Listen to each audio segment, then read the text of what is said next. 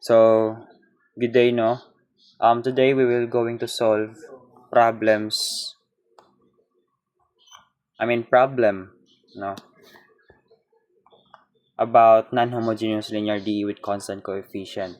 Okay, and for today's problem, no, we will gonna relate. Our given will be is related to circuits. Okay, so here's the problem.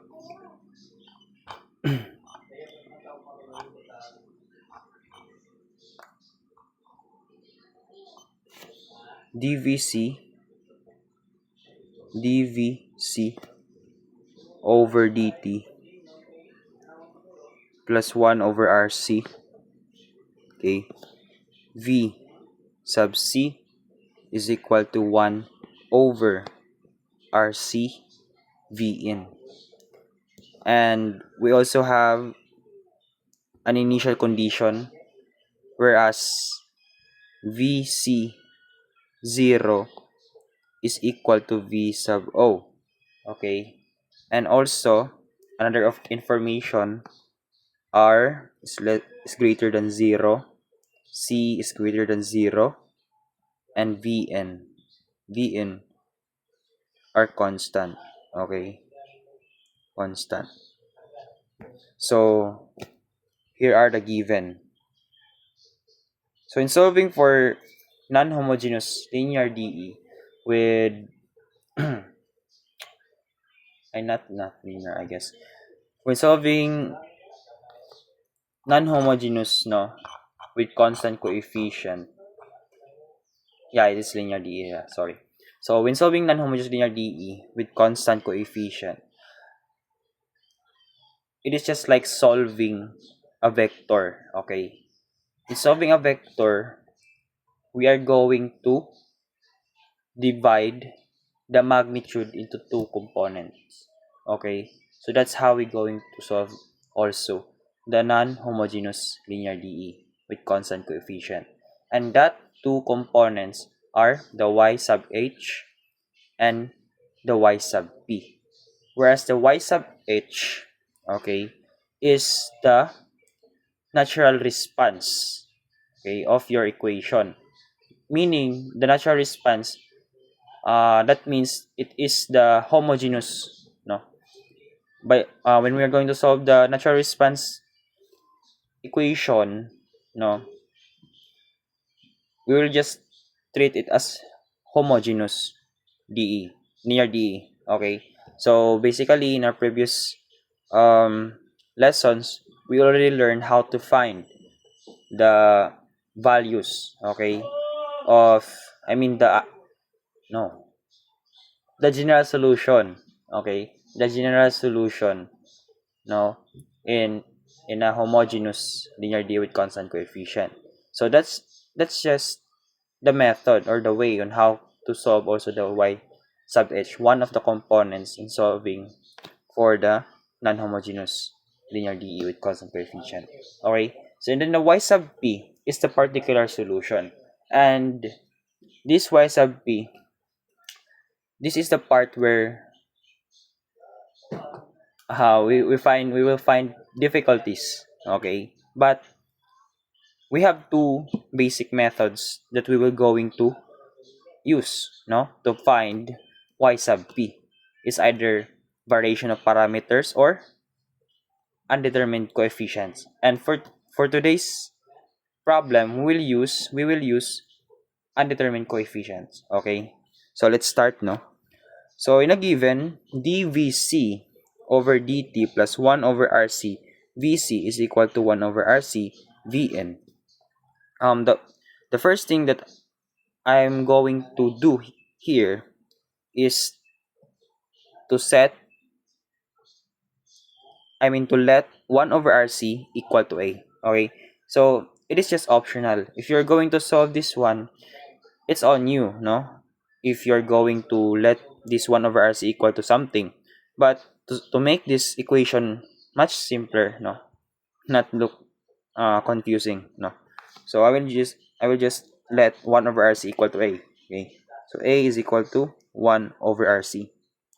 So let's find first the y sub h and y sub h, no.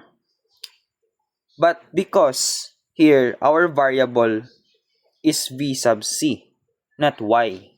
Therefore, instead of using y, we will use v sub c. Okay. So let's find v sub h to satisfy or to fulfill this equation. Okay. So this is the equation that we will going to fulfill. V sub c is equal to v c h plus h na siya, plus v sub p. Okay, vc sub p. So let's find, let's look for the vc sub h. V sub ch. Okay. So vc sub ch is just equal to r plus 1, a. This is a equal to 0. So as you remember, this is the method that we also use in finding or solving for the homogeneous general solution, right, in our previous topics. And this is the auxiliary equation, by the way, no. So next we will look for its root, no. So it is obvious that r is equal to negative a, or let's transform back the value of a, which is 1 over rc. So we have r is equal to 1 over rc. And then what solution should we use, okay, for VCH? Diba, as you remember, there are 3 cases in writing the general solution for a homogeneous linear D with constant coefficient. It's either for the distinct roots, it can be for the distinct roots, for different, same roots and imaginary roots. Okay, so as you can see here, there are no same roots, no, and there are also, we can also find in an imaginary roots here, right? So by default, we will use the general solution used for what? Distinct roots. Okay. Therefore, VCH will be equal to C sub 1 E raised to negative T over RC. So now we already have our V sub CH. So let's look for VCP. Okay. So VCP. In looking for the VCP, let us observe the forced function, okay, in our original equation. The forced function is just the right hand side of our equation. Now for the non-homogeneous linear DE with constant coefficient. So this is the right hand side, right? So it is stated here in the given that R and C are constant and also V in are constant. Therefore, when we are going in and we are using undetermined coefficient, right? Therefore, we will use constant trial. Okay? Diba, there are so many ways, no, in which what kind of trial should we use, but it only depends also to the on the given, if it is exponential, polynomial, sine or cosine, or the combination of those 3. Okay, but now we just have a constant, therefore we will use constant trial. So what's that constant trial, no? So since it is constant, we will let v sub cp equal to a. Okay, so now we have this equation. Okay, so we're going to look for the value of a, no. That's just how it works, no. So how how to find the value of a. So let us look again for the in the original equation. As you can see, we just have a first derivative right here. Okay, so meaning we will also derive this 1 in its first derivative. Okay, so v prime c sub cp is equal to derivative of a constant is 0. Okay, so here's our first derivative. Then after we get the first derivative, we will substitute these values into our original equation to find the value of a. Okay, so we have the first derivative. Okay, so here first derivative of vc sub p is 0 plus here 1 over rc 1 over rc and then vc. Okay, and if we're going to look for the vc sub p, we will let this vc become vc sub p. Okay, so this is vc sub p, this will become vc sub p, and so on and so forth. So now our vc sub p is a, right? A, therefore this is a, and then equal to what? 1 over rc times vn, 1 over rc times vn. So we have 1 over rc both sides, so we can just cancel this one, so meaning our a is equal to vn.